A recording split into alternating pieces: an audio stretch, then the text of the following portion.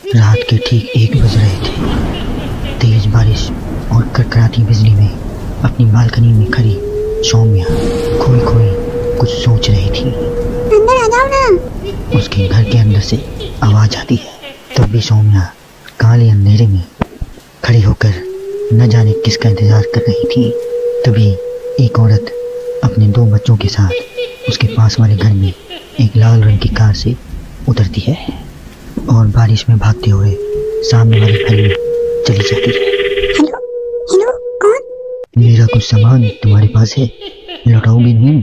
आपका क्या सामान? कौन है आप? मैं तो इस घर में कुछ शिफ्ट पहले ही आई हूँ। आपको यहाँ का नंबर कैसे पता चला? मम्मी, हो सकता है जो फैमिली यहाँ पहले रहती हो ये कॉल उनके लिए हो। नहीं नहीं, ऐसा नहीं है। बाहर कड़कड़ाती बिजली और एक अनजान आदमी के फोन कॉल ने प्रीति को डरा दिया था। वो फौरन कॉल रख देती है। चलो बच्चों, कमरे में चलते हैं। मैं तुम्हें सुला देती हूँ। पर इतने अंधेरे में तो कुछ भी नहीं दिखाई दे रहा है। मम्मा, फ्लैशलाइट ऑन करो ना। फ्लैशलाइट ऑन करती है, जहाँ उसे ऊपर जाने की सीढ़ियाँ दिखती हैं और चारों तरफ सफेद कपड़ों से ढके फर्नीचर थे। तभी प्रीति की 3 साल की बेटी उससे कहती है, मम्मा, घोस्ट। नो भाई लव, ये तो व्हाइट क्लोथ्स है। चलो ऊपर, मम्मा आपको स्टोरी सुनाएगी। सुनिए ना आपको स्टोरी। चलो चलो चलो, जल्दी चलो।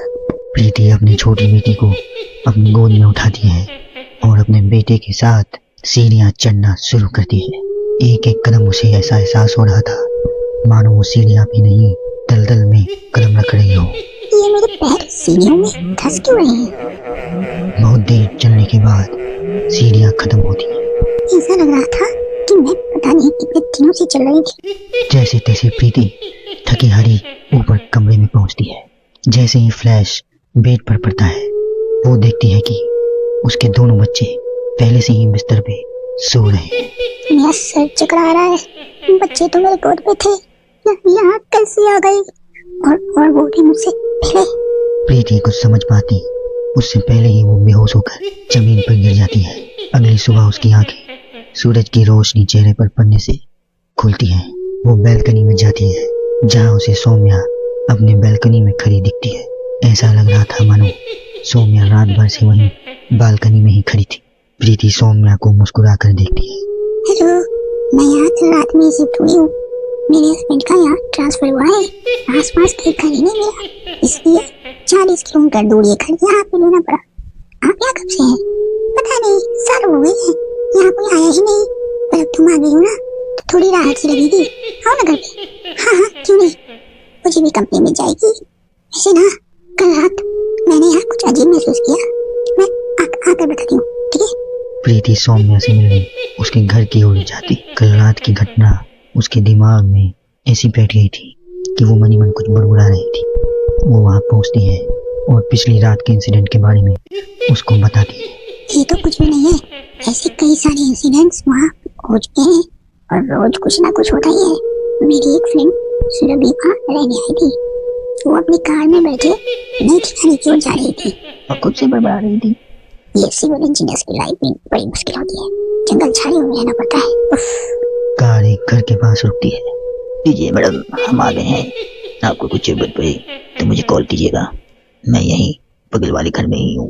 सुरभि घर के अंदर जाती है। डाइनिंग टेबल पर पहले से ही खाना रखा हुआ था, पानी का ग्लास भी, टीवी भी ऑन था। ऐसा लग रहा था कि मानो अभी भी यहाँ कुछ था और है भी। चलो, कंपनी अच्छी है, सब अरेंजमेंट्स मेरे आने के पहले ही कर दिया है। सुरभि खाने की टेबल पर बैठती है, जहाँ 5 लोगों का खाना परोसा हुआ था। ये 5 प्लेट पता नहीं किसके लिए सर्व कर दिया है। हाँ जी है। सुरभि अपने प्लेट से खाना शुरू करती है और उसी वक्त बाकी 4 प्लेटों से भी खाना गायब होने लगता है।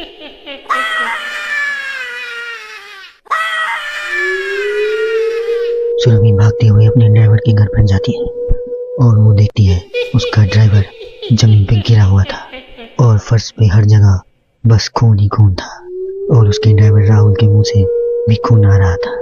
मैम, यहाँ पे आत्माएं रहती है और वो आपको भी नहीं छोड़ेंगी।